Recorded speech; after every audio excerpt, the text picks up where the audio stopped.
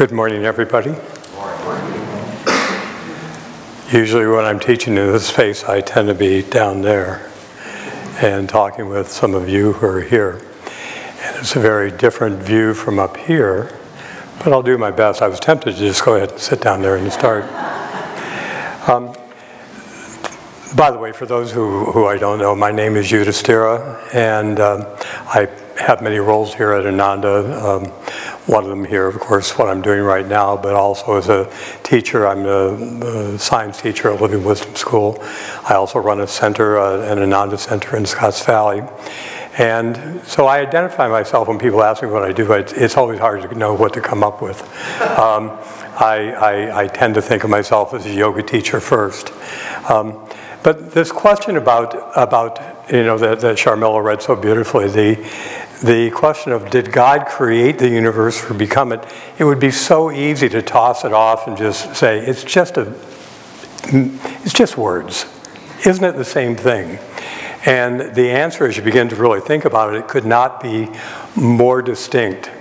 There's something that is so significant for us, and I mean how we live our daily lives in that simple distinction. Whether God created or whether God became, everything that we see around us, including who we are. Because of the fact that there is within this world that we find ourselves in, this strong, compelling tendency to feel that we always need to make things right.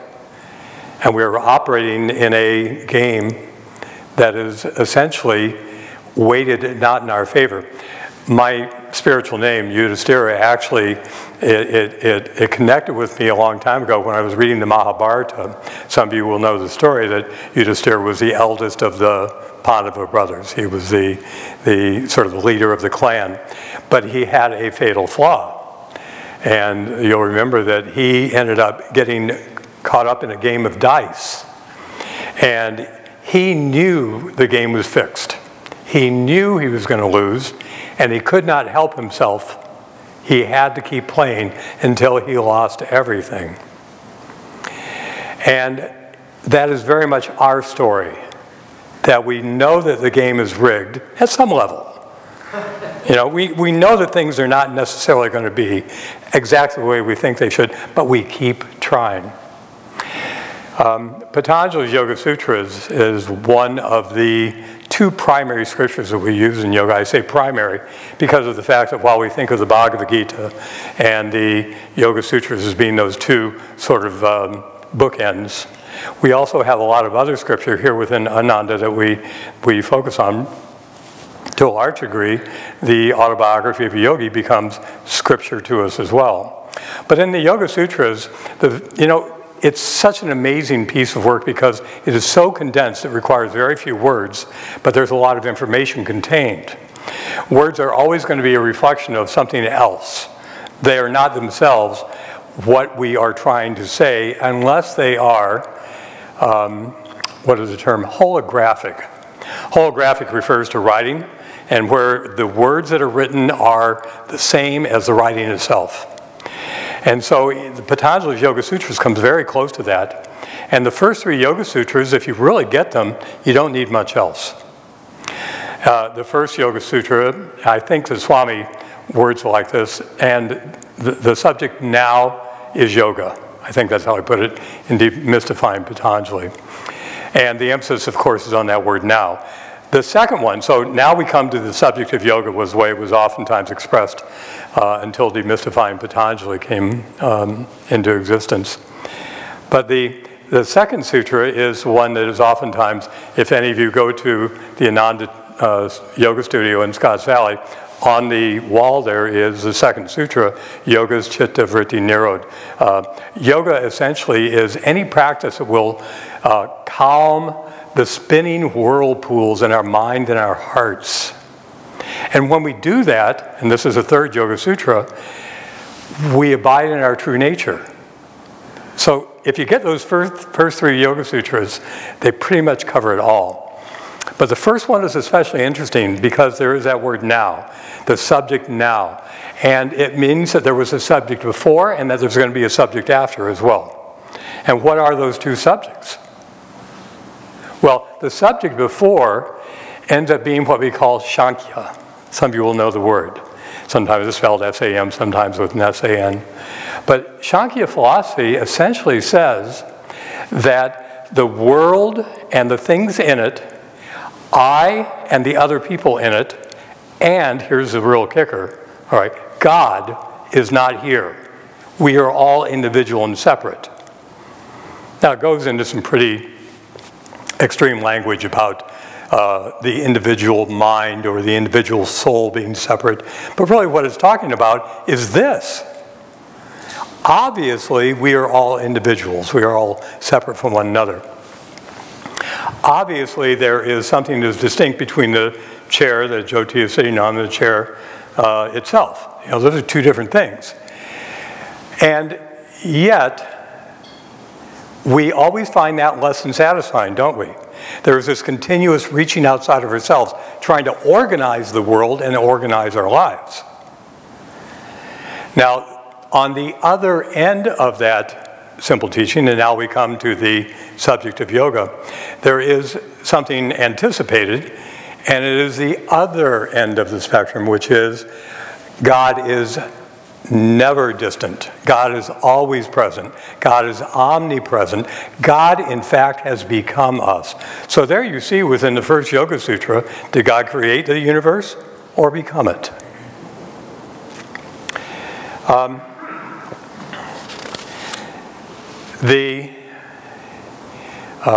I was recently reading a piece of poetry. I went out to the Pinnacles with my friend Garth, Tina, not some of you know him, and we were out there. It was so exquisitely beautiful, and he often shares poetry with me, and he had two poems with him that are going to become part of what I'll share with you this morning. But in terms of identifying this condition of Sankhya, of feeling the sense of separation, not knowing quite what to make out of it, David White writes this: "And just as you came into life surprised, you go out again lifted, cloud hidden from one unknown to another, and fall and turn and appear again."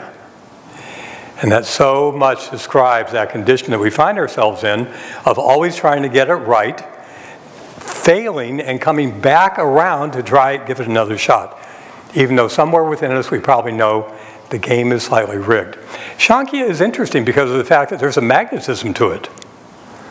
It's strongly attractive to us, and you know, it's sort of like if you've ever gone gambling and played a slot machine, there is a strong temptation that if you pull the handle enough times, you win a pot. What is the temptation? To keep putting it back into the machine and pull the handle again. I can see some of you have done this. And so it would seem that we should be able to get it more easily than we do. Vedanta, you know, is really about knowing that God is present and always will be present. And if God created the universe, that is not possible. But if God became it, the only thing that needs to change is our increasing awareness of that one thing. It actually, that sounds relatively simple.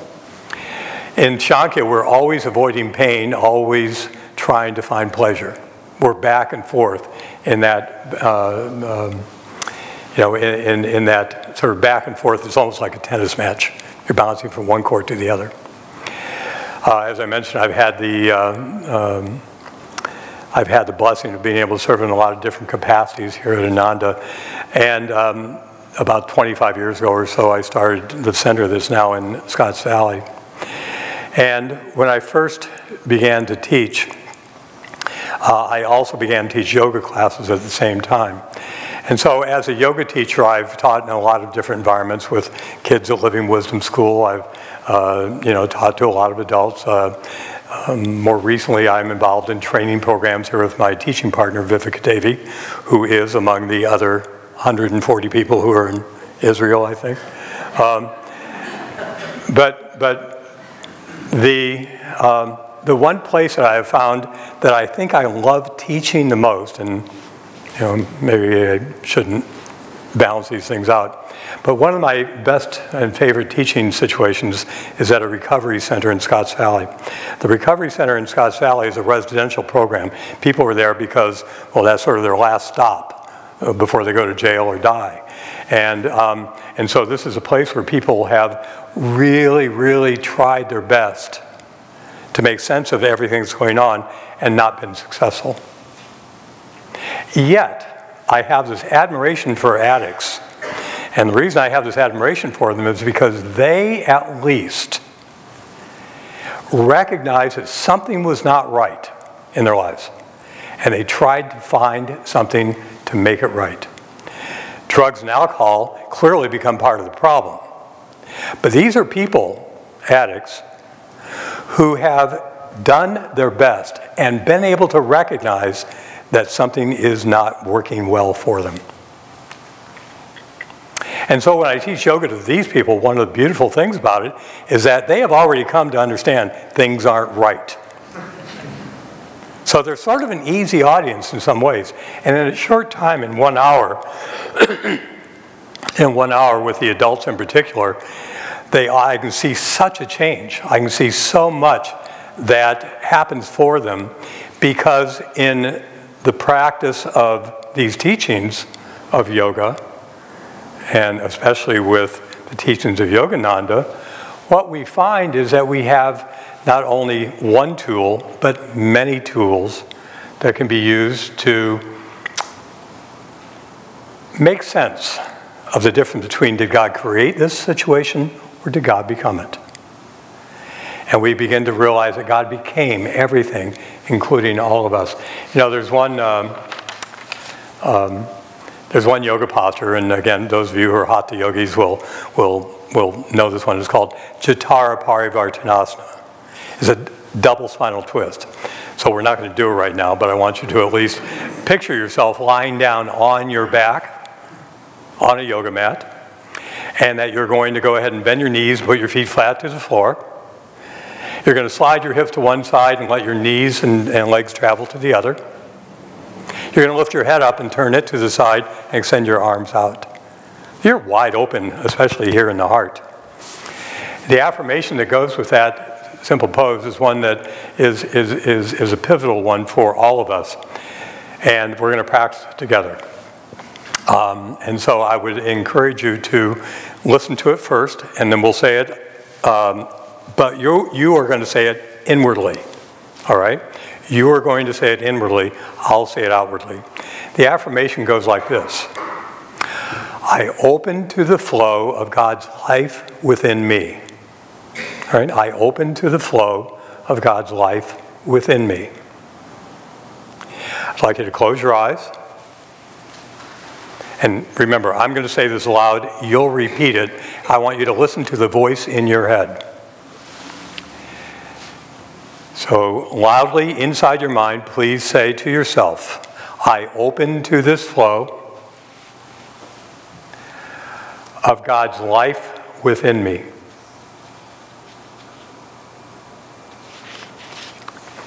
Repeat it again, but turn the volume down. I open to this flow of God's life within me.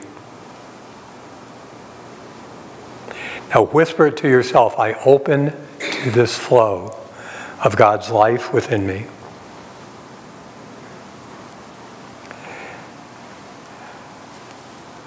In that moment, you just used a tool that helps us come closer to realizing the divine is present. You may now, if you like, open your eyes, or you're welcome to leave them closed. But addiction is deeply, deeply rooted. It takes more than one simple touch. I suppose that's possible. In fact, I know it is possible, because all of us perhaps have had moments when it was just the right moment, just the right place, where something suddenly shifted and we were expanded into a different understanding of the reality that God is present. Perhaps it happened at a beach with the waves. Perhaps it happened in the ocean when you were on the waves. Perhaps it happened in the mountains. It often happens in nature. But addiction is very deeply rooted. And here's something I came to realize some years ago about this tendency that we have to over and over again be drawn into the idea that if we just get it right, the term, if we just get our ducks in a row, that somehow we can figure it all out on our own. We don't need that bigger view of things.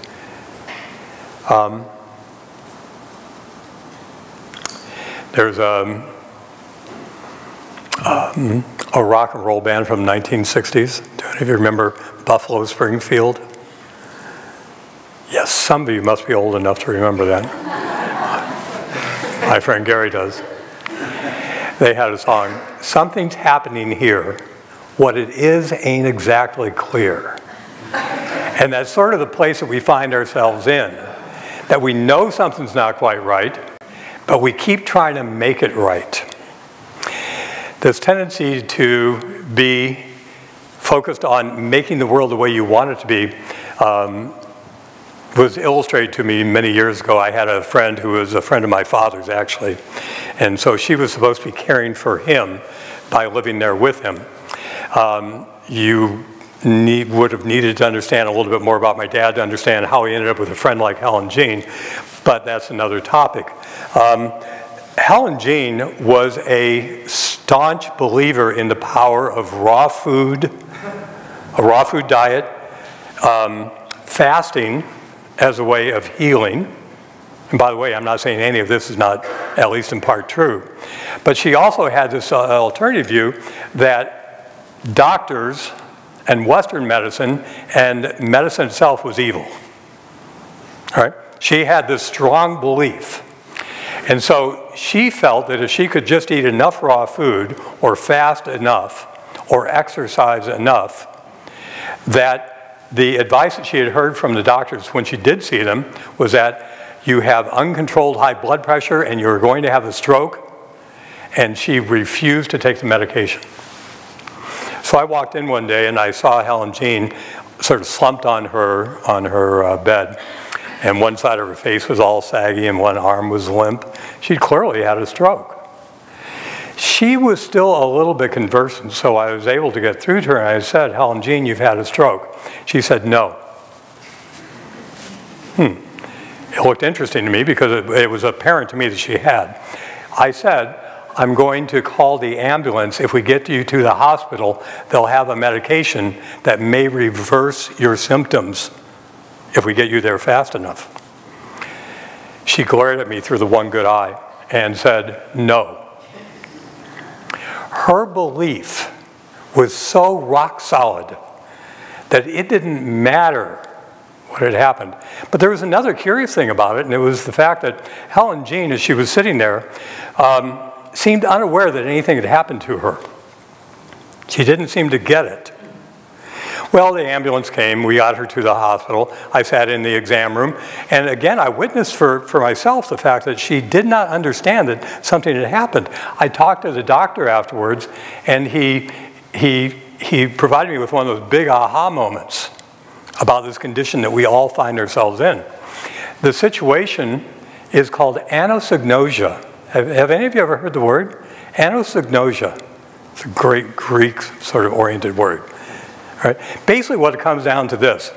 The condition that my friend Helen Jean had prevented her from recognizing the condition that she had. Now, if any of that sounds familiar to you, I hope so. I hope it does. Because our tendency to think that we can get this right in this world on our own is clearly a case of anosognosia. We don't recognize the reality that we're in, the challenges we face, and so as a result, we end up ignoring the condition that we're in. It is a remarkable thing that we continue again and again to try and get things right on our own.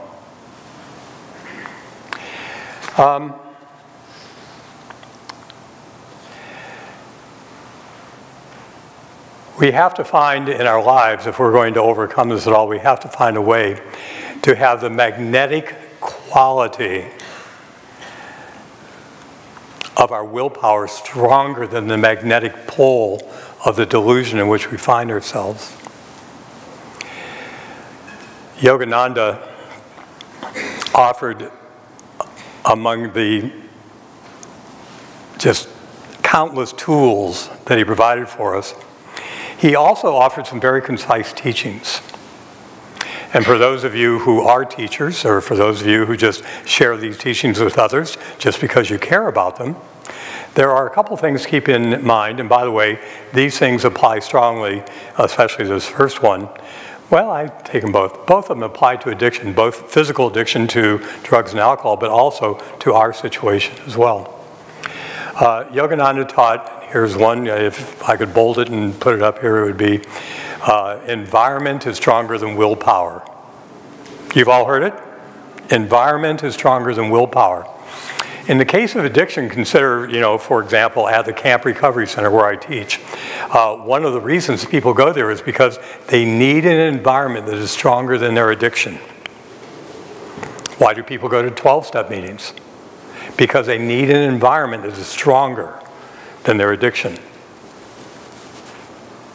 And so for us, the same is true, that we need to make sure that our environment is stronger than our tendency to be caught up in the drama.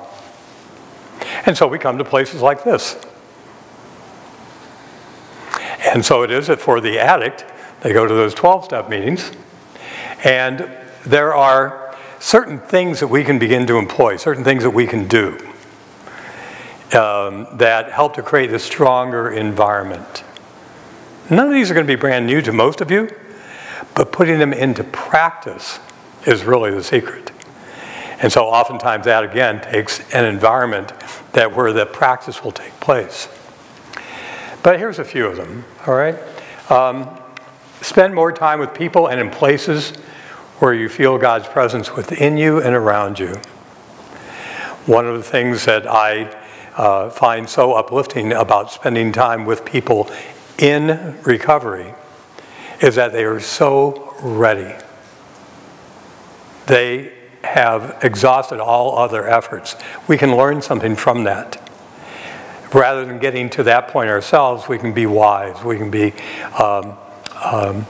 aware that we need to increase the power of our environment.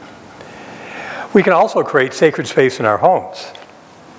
Sacred space, what does it look like? Well, it kind of looks like this, but it doesn't have to be only this. It could be any one of these things. It could be the flowers. It could be the music. It could be the images of the gurus. So create sacred space in your home. For those of you who've taken meditation meditation training, you'll know that there is one of the first things that we suggest: set up an altar. Find an altar. Make your altar. One of the core members of our group, she's been with our center in Scottsdale since the very beginning. She actually came to this path by way of the altar. The person who was housing or hosting the group, the meditation group that originally we started as, every time that I would go there, I would knock on the door, and the person whose house we were actually at was almost never there. She was supposed to be the group leader. She was almost never there. But her housemate, Dolores, was actually there, and so we would knock on the door. Dolores would greet us and say, "I'm not really here for the meditation, but I'm here to open the door." Great. And that went on for many weeks. But what ended up happening is that because the person who was supposed to be leading the group wasn't there, she literally was traveling all the time, what would end up happening is that Dolores would finally say, "Well, no one's changed the flowers. I'm going to have to change these flowers. No one has cleaned the altar, so I'm going to have to clean the altar before I open the door and announce I'm not really part of this." And the end result was that Dolores, through the simple creation of that altar, was transformed. There was a power in creating sacred space. And she wasn't thinking about it. She wasn't trying to organize it. She was just naturally doing what her heart led her to do. And it brought her to this path. She is one of the, she is certainly a strong devotee. Creating sacred space in our home is nice if you take one spot, but you don't have to limit yourself there. Create sacred space in every room. Small altars. Create sacred space in your car. Small altar, sacred music. We can also spend time in nature. It's one more way to find the sacred. Yogananda had another basic teaching. It was the greater the will, the greater the flow of energy. You've all heard that? So there are things that we can do to increase our willpower as well. One of them is to meditate. We all know that. But remember again, meditation is hard on one's own, so meditate with others. Come here. Be in the community. Form a meditation group near you. And then there's yoga classes. I have a special spot in my heart, of course, for Ananda Yoga because it was literally the way in which I went in my life from addiction to clarity.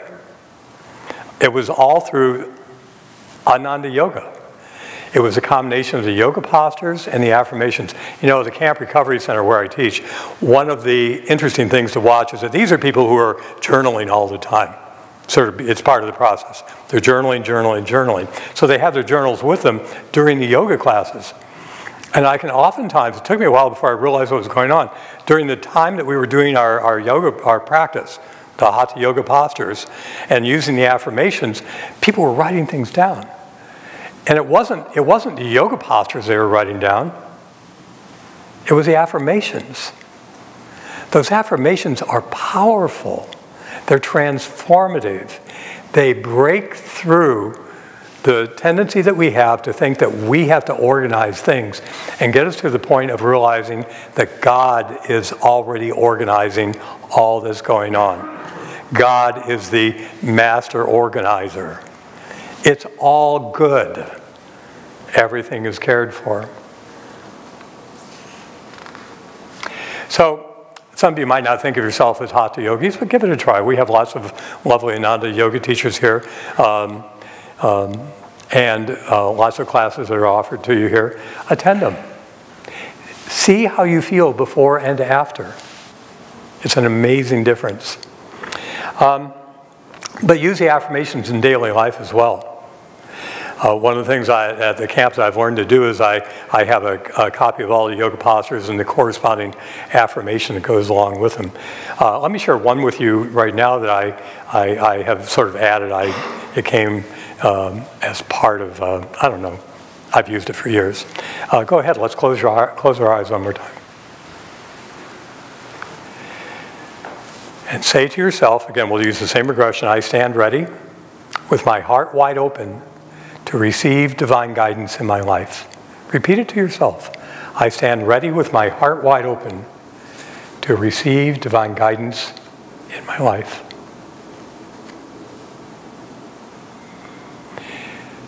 I stand ready with my heart wide open to receive divine guidance in my life. You can go ahead and open your eyes when you're ready. You don't need to be on a yoga mat in a yoga posture to use that affirmation. I use it at the grocery store. I use it at the post office. I use it in my car when I'm sitting at a stoplight. And it's just a way of remembering that the greater my willpower is by using that affirmation, the greater the flow of energy that I will receive. Right? Very simple, but again, very powerful. I want to close today with two pieces of divine poetry. One is from Master, from Yogananda, and it is, "O divine sculptor, chisel my life." This is from Whispers from Eternity, by the way. Master writes, "Every sound that I make, let it have the vibration of thy voice. Every thought that I think, let it be saturated with the consciousness of thy presence. Let every feeling that I have glow with thy love. Let every act of my will be impregnated with thy divine vitality. Let every thought, every expression, every ambition be ornamented by thee. O divine sculptor, chisel thou my life according to thy design." And I'm going to close with this divine or sacred poem from Rumi. And Preet, if you could. I've asked this to be projected because when you get into poetry, especially if it's longer, hearing someone is sometimes a little bit harder to follow. So I encourage you right now to go ahead and follow along as we end this part of our service with this teaching from Rumi. Everything you see has its roots in the unseen world. The forms may change, yet the essence remains the same. Every wondrous sight will vanish. Every sweet word will fade. But do not be disheartened. The source they come from is eternal. Growing, branching out, giving new life and new joy. Why do you weep? That source is within you, and this whole world is springing up from it. The source is full. Its waters are ever flowing. Do not grieve. Drink. Drink your fill. Don't think it will ever run dry. This is the endless ocean.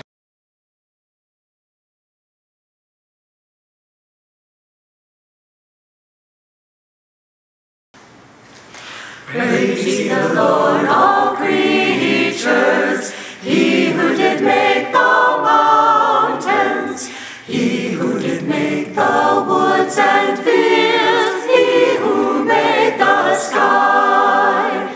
Praise Him who gave us gladness, praise Him who fills our hearts with song, praise Him who lifts their notes on high, there where earthly hopes belong.